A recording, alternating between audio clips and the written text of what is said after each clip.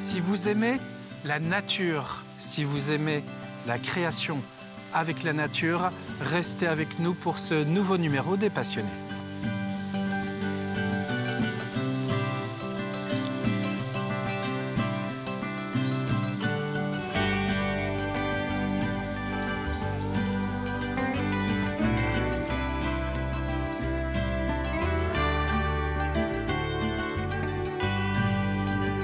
Qui es-tu, Jackie ? Eh bien, je suis beaucoup de choses, comme tout le monde. Je suis papa de 2 jeunes enfants. Je suis né dans la Vienne, dans un petit village poitevin, niché à flanc de coteaux calcaires, au bord d'une petite rivière qui s'appelle la Boivre. Je suis amoureux de la nature aussi. Je suis Jackie, tout simplement.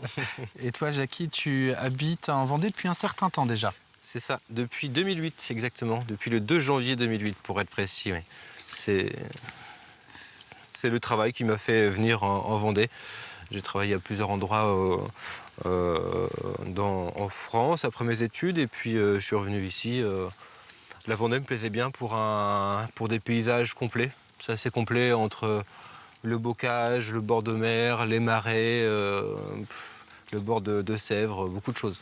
Tes études et ton activité professionnelle sont liées à la nature. Oui, ça a tout le temps été. J'ai choisi ma voie professionnelle directement en lien avec ma passion de tout ce qui nous entoure. Voilà, on entend les petits oiseaux qui chantent.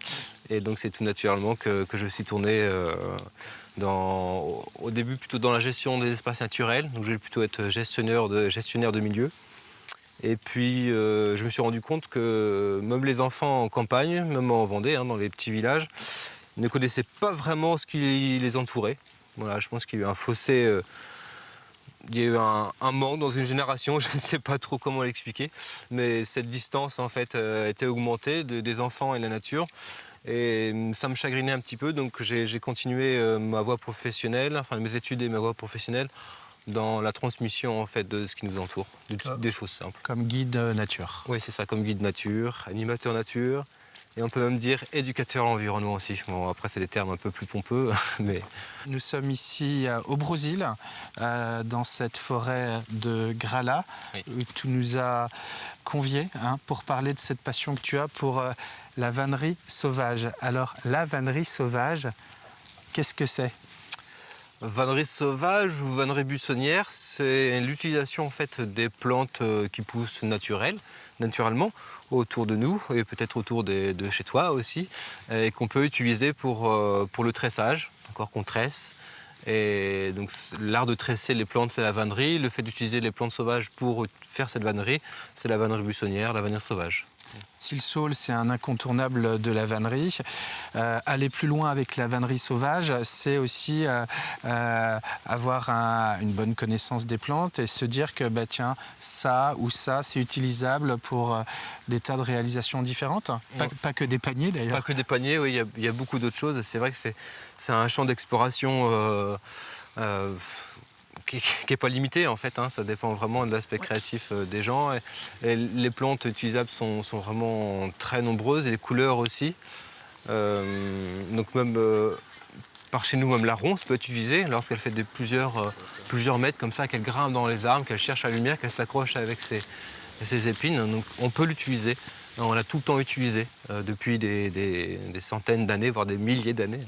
Et toi, comment t'en es venu à la vannerie sauvage ? Alors, amoureux de la nature, oui. Ça pouvait que aider. Mais il y a eu une rencontre, un déclic, comment ça s'est fait ?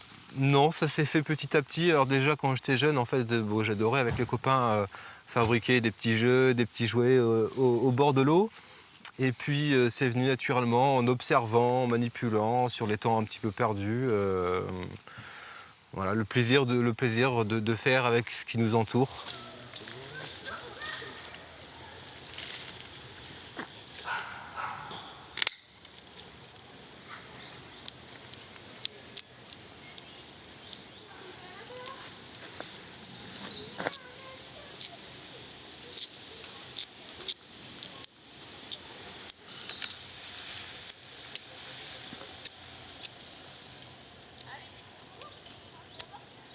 Jackie, là nous sommes face à des plantes intéressantes pour toi qui pratiques la vannerie sauvage. Oui, tout à fait. Ce sont des massettes. Voilà, là, c'est la tige fleurie, ce qu'on appelle la massette en fait. Famille des roseaux peut-être. Des roseaux, massettes, c'est très bien, ouais. Ça se dissémine beaucoup, je crois. Ça ressemble un peu à du coton. Oui. Ouais.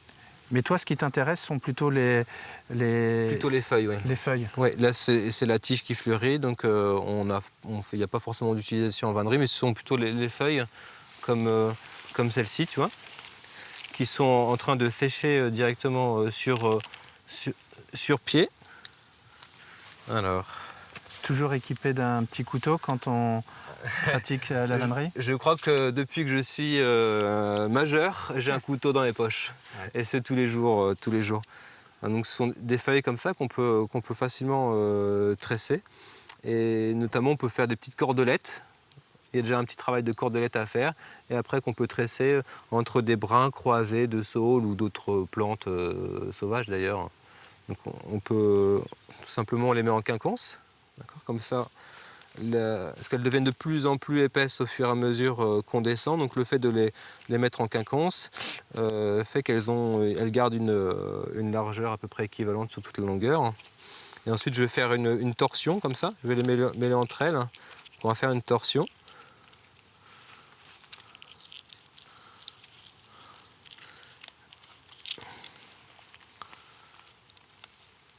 Alors c'est un peu dans l'esprit, l'union fait la force, c'est-à-dire qu'un brin comme ça, enfin une petite feuille de massette, ça paraît tout léger, tout fragile, mais le fait de la réunir déjà en 2 brins, de la corder, parce que le terme technique de ce que je suis en train de faire là, je suis en train de le cordeler. Ça va être du costaud. Ça va être du costaud, oui.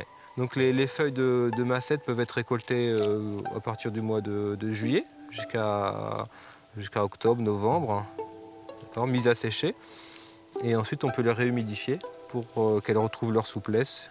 Et dans ce cas-là, on retrouve un usage normal. On peut faire plein de choses comme ça.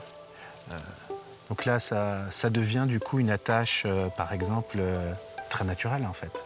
Oui, une attache naturelle, 100% maison, qu'on peut trouver à proximité. De chez soi, à la campagne. À la campagne, tout à fait. Ce pas des plantes qui viennent de l'autre bout du monde. Ouais.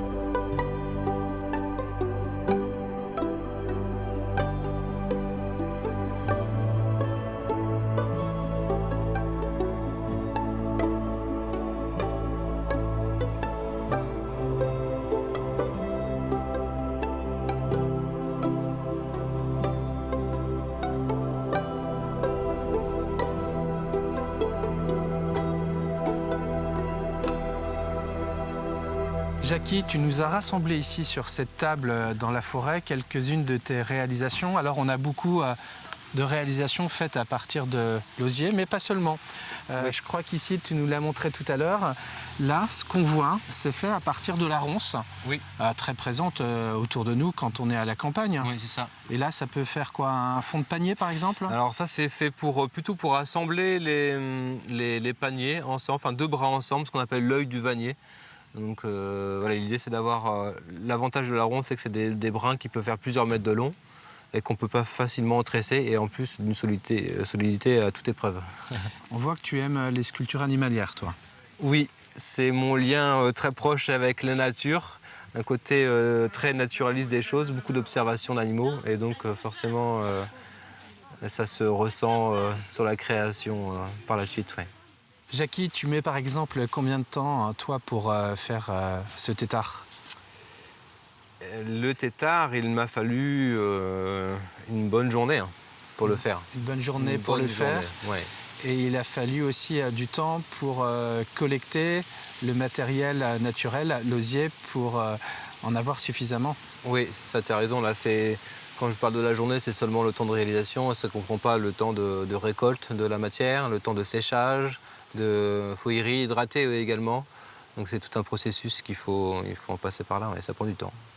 Tu as, et ça peut vous intéresser, un site internet depuis peu qui s'appelle, je crois, Nature et Lien. Naturelien, naturelien, tout attaché.com, ouais, effectivement. D'accord. Et là, on va découvrir que tu proposes des sorties, je crois, des ateliers, des balades, non seulement dans les bois, dans les forêts, mais aussi pour aller un peu plus loin, la curiosité de ce qu'on peut faire à l'image de tes réalisations là. Oui, c'est ça.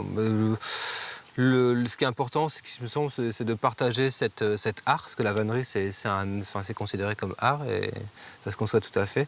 Donc c'est de le partager via des ateliers pour ne pas que ce savoir-faire se perde. Donc c'est vrai que moi je détourne en fait les techniques un peu traditionnelles de vannerie pour créer autre chose que des paniers. Voilà, pour surprendre, toujours surprendre les gens et faire plaisir, et qu'ils puissent aussi faire par eux-mêmes par la suite. Voilà, artiste de la nature. Voilà, avec des objets finalement de décoration au bout du compte. Oui, il y a des choses qui peuvent être très utilitaires, Aussi. comme cette mangeoire ici, cette mangeoire qui est là, que j'appelle la télévision de l'hiver. Voilà, ça permet d'apprendre de différentes pointes techniques de vannerie. On peut mettre des boules de graisse dedans qu'on aura façonnées soi-même. On l'accroche à une vitre et les oiseaux viennent et repartent, viennent se nourrir. Donc ça permet de s'émerveiller des choses assez simples de la nature. Voilà. Comme objet détourné, il y a celui-ci, mais il y en a plein d'autres. Ouais. Magnifique. Écoute, merci en tout cas pour cette belle balade et puis pour ces découvertes. Bravo, hein, Jackie, pour ces réalisations. J'étais content de passer ce moment avec toi. Et puis, écoute, bon vent pour la suite. Nous, on se retrouvera bientôt pour une autre émission des Passionnés, et ce sera toujours sur TV Vendée.